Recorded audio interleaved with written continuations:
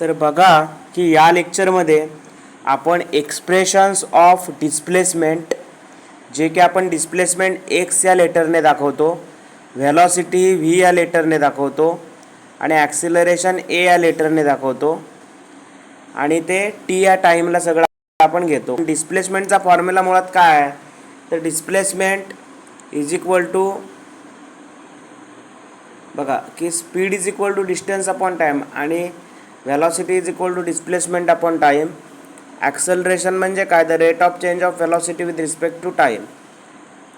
तर नॉर्मली बघा की नॉर्मली आपलं इक्वेशन काय आलेलं आहे की डिस्प्लेसमेंट बरोबर आहे डिस्प्लेसमेंट ॲम्प्लिट्यूड अँग्युलर व्हेलॉसिटी आणि फाय याचं इक्वेशन काय आलेलं आहे तर इथे दिलं आहे त्याने इक्वेशन ते X is equal to A sine into bracket omega T plus phi. तर व्हेलॉसिटीचा काय फॉर्म्युला आहे V is equal to D X upon D T. मग काय होणार बघा की V is equal to D X upon D T म्हणजे काय केलं की डिस्प्लेसमेंटचा विथ रिस्पेक्ट टू टी मला आता डेरिव्हेटिव्ह घ्यायचा आहे. मग V is equal to D X upon D T is equal to D by D T of A sine into bracket omega T plus phi. म्हणजे काय होणार की ए साइन आता साईनसाठी रे बघा ए हा कॉन्स्टंट बाहेर आला त्यानंतर त्याच्यावरती जर मी डेरिव्हेटिव्ह अप्लाय केलं तर A sine omega T plus phi म्हणजे V is equal to D X upon D T हे जर मी सॉल्विंग केलं तर A omega cos into bracket omega T plus phi होणार. त्यानंतर A is equal to D V upon D T म्हणजे व्हॅलॉसिटीचा विथ रिस्पेक्टिव्ह मला काय डेरिव्हेटिव्ह घ्यायचा आहे टी. मग A is equal to D by D T of A omega cos into bracket omega T plus phi.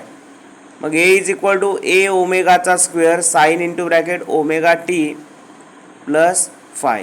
इथपर्यंत आल्यानंतर बघा पुढे होणार एक्स्ट्रीम व्हॅल्यूज ऑफ डिस्प्लेसमेंट म्हणजे एक्स व्हेलॉसिटी व्ही आणि acceleration A.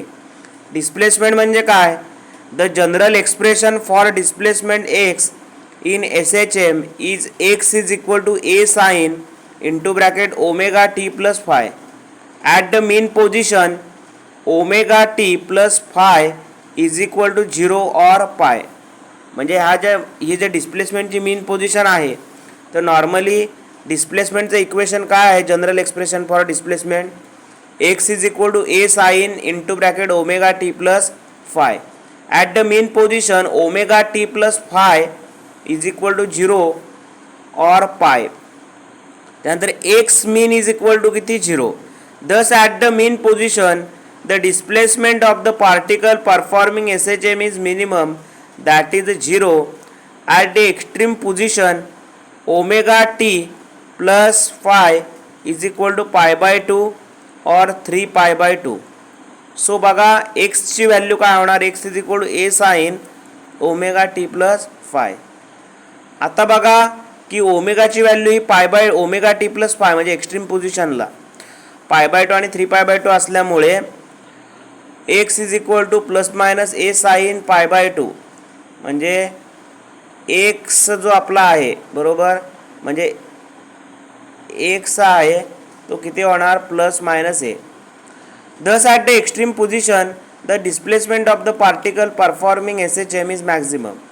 Velocity according to equation 5.10 the magnitude of the velocity of the particle performing S H M is V is equal to plus minus omega under root A square minus X square at the mean position X is equal to 0 V max is equal to plus minus A omega. दस the velocity of the particle in S H M is maximum at the mean position at the extreme position X is equal to plus minus A V minimum is equal to 0.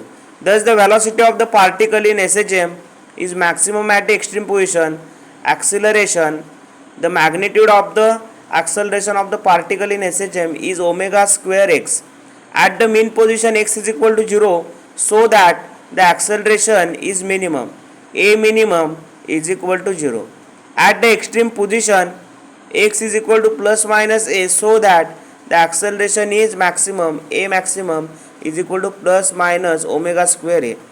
तर बघा की या लेक्चरमध्ये आपण हा जो expression for displacement x velocity आणि हा जो महत्त्वाचा पॉईंट होता हा या लेक्चरमध्ये कव्हर केलेला आहे. इथून पुढच्या लेक्चरमध्ये आपण याचा जो नेक्स्ट पार्ट आहे तो कंटिन्यू करणार आहोत. धन्यवाद.